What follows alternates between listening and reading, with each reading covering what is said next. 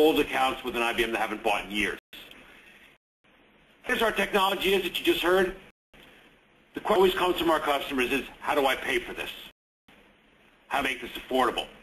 And so what I'm going to take you through is a tool and a methodology that we use within IBM to help our customers justify making a move from competitive technologies to IBM, and also some programs and folks can help reduce the risk. So if you look at the environment in the world today, this is Q3. We have about 40-45% of the market share. If you look at high-end, so over $250,000 systems, IBM now has 75% of the market share, which the customers understand inherently what Terry was saying, that it makes a lot more sense to scale vertically and have fewer boxes than it does to have lots of boxes and scale horizontally. Where we're coming from, this growth, it's in a market that's relatively flat. 6 points we grew last year came at the expense of Sun and HP, who, as you can see, are trending dramatically downward in that environment. We expect to have 55+% of that space by the end of this year. So how do we do it? We do it through migration. We have a group, which I'll talk a little bit about later, called Migration Factory. There's nothing but migrations from competitive systems to us. We got 500 per quarter. So we have a lot of expertise. We have partners who have a lot of expertise. We have sessions where we'll actually train customers to do their own migrations. So we'll do it soup to nuts. We'll advise you. We'll help you. The way you want to make that happen. Very strong offering here. So when I approach a customer and I say, we have this technology. Obviously, they want to hear about that technology. But then comes is how to pay for it. So we have a group within IBM actually called the TCO Center of Excellency. We have a group of folks in Atlanta and in Austin who will take a look at your environment at no charge to you and come up with a sizing based on what you currently have installed, target for where you can get to, and then a whole variety of different views of where you're saving money and how do we justify this solution over a period of time. What you're seeing is server spending is relatively flat because these boxes get faster and faster, the performance increases, and unfortunately for us who sell them, the price comes down. What's going up, however, is those server and management costs. So we focus on that, focus obviously on power and cooling costs within the data center. With dramatic reduction percentage-wise, but dollar-wise, they tend not to be as much because you're not spending as much money on power. So the transformation here is really to get into a dynamic environment, share resources, and drive utilization up. It's everything you heard about from Barry.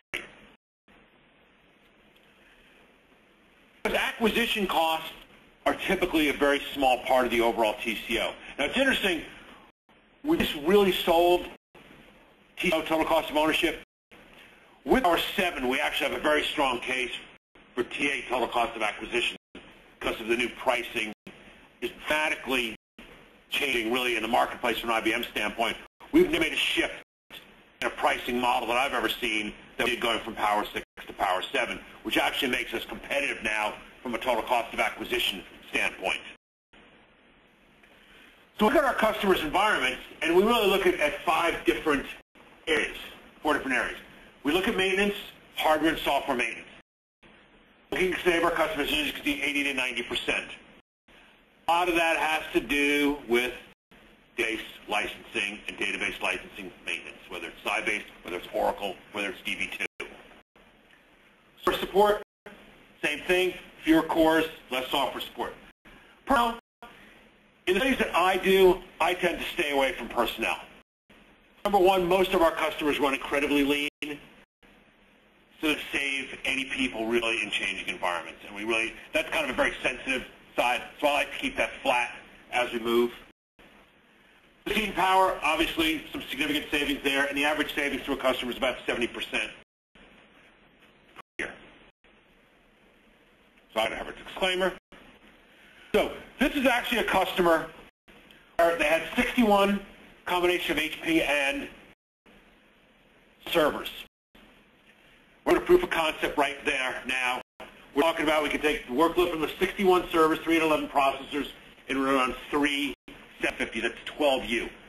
So we walk through the data center, this row after row after row of some HP servers, and we have this little 4U box that's basically going to sweep that floor clean and move all that over with. When we run our TCO, it's about $2.6 million over 3 years. That's nothing that a CEO could ignore or CFO could ignore in times like these. The technical people sit there and go, well, it'll run faster. Well, yeah, it's going to run faster, but the reason that you do it is this. Necessarily the fact that we have better technology is going to run faster. When you can turn that around, that's pretty significant in an executive's eyes. So we're talking about going really almost at a 10-to-1 reduction in processors. Again, depending on the age of the hardware, at minimum, what Terry showed you was with the new stuff, we're for a 1 reduction. Customers like a lot of ours have that have old HP, we get up from the 9 to 10-to-1 reduction in cores, which translates into floor space, licensing, and others. List price, production licenses, we typically don't put in free up. That happens to be a fixed example. We have Oracle examples, we have DB2 examples. And these are standard, out of the book. Not necessarily what the customer actually pays. But the point is, it gets me in the door and in there and really discuss what do you actually pay. We credit for freed up licenses because nobody gives you money back because you save license. It's well on the maintenance that comes out the back end. So we don't consider that. We incur our licensing. We have specifics for power, cost, floor space. But the idea is we have hundreds and hundreds of these. So we have some defaults on studies that we've done and collected. Present it to a customer, they'll come back and they'll say, yeah, we agree with that, we don't agree with this. Go change numbers and run it again, and we'll change numbers and run it again. So maybe we don't save you 52%, we save you 40%. The point is, it's a good talking point to really begin to point out where your costs are and those that could be changed to fix that environment. We'll go there, there's that. We taught 100%. So we're actually very conservative on the data that we collect. If a customer has performance data, we use that. Otherwise, we typically take 30 to 35% processor busy, 100%. So we're conservative on that side.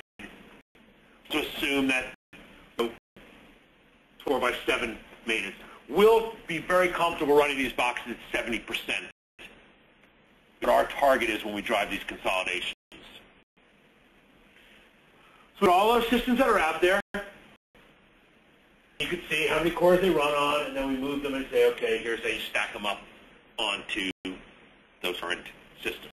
Production, QA development, and DR. We're pushing all of that. Get into where you are. We actually configure, we have a tool where we look at, from ISE International, we look at what's called RPE, Relative Performance Estimate, which has virtually every machine that's ever been built. It's a third-party metric that we compare our systems to other systems. Use the roadmap. The idea, once again, is to reinforce it. Is first have a very clear path to where we're going. We've never missed a shipment. We delayed on the time that we said we're going to deliver. So customers know that once they move to power, they very comfortably stay there. Every 3 years, we'll refresh that. And in many cases, depending on where you are model-wise, many of these are field upgrades, same serial number. Not only do we preserve technology, but we actually give you value back for what we purchased and it's like a trade-in towards the new technology. So when you get back to that total cost of acquisition, a few vendors give you credit for what you already bought from them when you go to the new box. So if I'm on a 570 Power 6 box today, I can upgrade